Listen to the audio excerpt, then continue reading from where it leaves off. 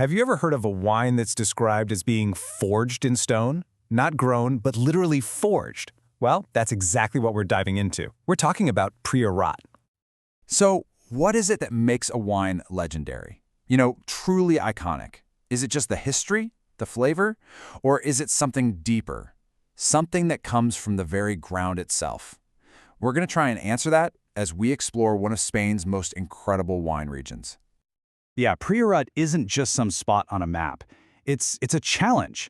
Imagine a land of scorching hot days and then really cool nights, slopes so steep they're backbreaking to farm, and soil that honestly looks more like a gravel pit than a vineyard.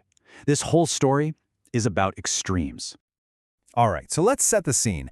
Our story kicks off in this kind of hidden corner of Catalonia, up in northeastern Spain. For the longest time, this place was basically forgotten, but wow, has it re-emerged as a true jewel of the wine world. So what's the deal with Priorat? Well, picture this. It's a tiny region, kind of nestled away in these super rugged mountains. It's famous, and I mean famous, for its powerful, complex red wines. And its whole reputation is built on this totally unique and challenging terroir that has just captured the attention of wine lovers all over the world. Okay, to really get what Priorat is all about, you've got to start from the ground up. And I mean that literally. The soil here isn't just, part of the equation, it's the very soul of the wine. And that soul, it has a name. Licorella. Seriously, this is the defining feature of Priorat. It's this dark, brittle soil made of decomposed slate and mica. It actually glitters in the Spanish sun. It looks almost alien, and what it does for the grapes, it's nothing short of magic. So how does this Licorella stuff actually work its magic? Well, think of it like a radiator. It soaks up the sun's heat all day and then releases it back at night, which helps the grapes ripen just perfectly. And here's the crazy part. Because the soil is so poor, the vine's roots are forced to dig deep. We're talking dozens of feet down through solid rock just to find water. It's an incredible struggle, right? And that struggle means fewer grapes, but the ones that survive are just unbelievably concentrated with flavor. Now you take that one-of-a-kind soil and you combine it with a climate of these wild contrasts. You've got these hot, dry Mediterranean summers, but then a continental influence swoops in and brings cool nights. That huge temperature swing between day and night, it's absolutely crucial. It lets the grapes get all those deep, ripe flavors, but, and this is key, they hang on to the fresh acidity they need for balance. That's what gives them such a long life. But the story of Priorat isn't just about rocks and weather. It's a very human story. It's a true saga of resilience, of falling into total obscurity and being brought back from the very brink of disappearing.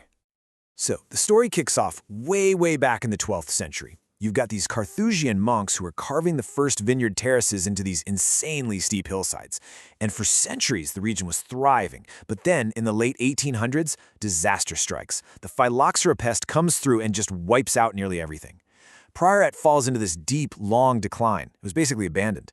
That is, until the 1980s, when this small group of visionary winemakers, we're talking pioneers like René Barbier and Alvaro Palacios, show up. They saw the incredible potential in these old, forgotten vines and rugged slopes.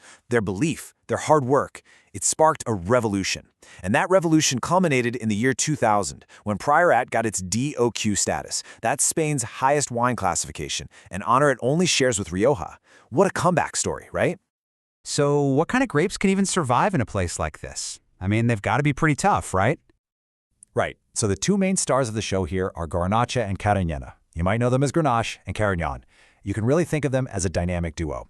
The Garnacha, it brings these generous, ripe red fruit flavors, that elegance in body, but the Carignana, that's the backbone. It provides the deep color, the firm structure from its tannins, and this powerful acidity with those classic dark fruit and licorice notes. Put them together, and you get a wine that's both incredibly powerful and just perfectly balanced. And listen, make no mistake, when you think of Priorat, you should be thinking red. Over 90% of the vineyard area is planted with red grapes. It's the defining character of the entire region. Full stop. Okay, so we've got the Licorella soil, that dramatic climate, this incredible comeback story, and these super powerful grapes. But what does it all taste like when you finally pour it into a glass? Well, a classic Priorat is a full-on sensory experience. First, you'll notice the color. It's deep, almost inky. Then you get it on the nose, and wow, you get these powerful aromas of ripe blackberry, plum, mixed with some black pepper, a little licorice. And then, there it is, that signature mineral note. People describe it as graphite or whetstone. That right there is the Licorella speaking directly to you. Then you take a sip. It's full-bodied, it's intense, but it has this surprising freshness from the acidity. And the finish? It's long and persistent. It just goes on and on. Because of all that intensity and structure, these are just fantastic food wines. I mean, their power is a perfect match for rich dishes, like a grilled steak or game meats like wild boar. The wine's body and tannins just cut right through. It's also brilliant with hard, aged cheeses, like a really good manchego, or even earthy dishes with mushrooms and truffles, which kind of echo the wine's own earthy, terroir-driven notes. A perfect pairing.